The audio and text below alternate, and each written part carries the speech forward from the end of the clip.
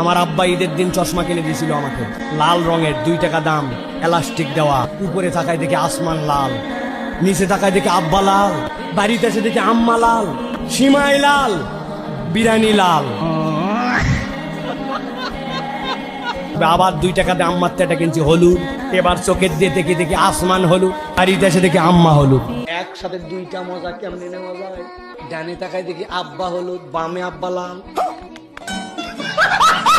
ইদানিং এই ভিডিওটি প্রচুর ভাইরাল হয়েছে। এ নিয়ে সামাজিক যোগাযোগ মাধ্যমে প্রচুর হাস্যরসের জন্ম হয়েছে।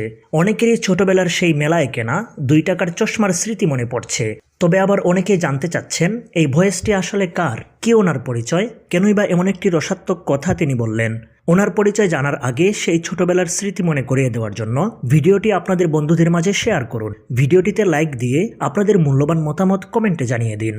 তিনি মাওলানা আব্দুল হাই মোহাম্মদ সাইফুল্লাহ, শায়েখ আহমদুল্লাহ সাহেবের বিশ্বস্ত বন্ধু ও সহকর্মী এবং ডক্টর আবদুল্লাহ জাহাঙ্গীর রহিমাহুল্লাহ এর বিশিষ্ট ছাত্র। কোরআন হাদিসের যথেষ্ট জ্ঞানের অধিকারী তিনি। দলিল ভিত্তিক খুব সুন্দর আলোচনা তিনি করে থাকেন।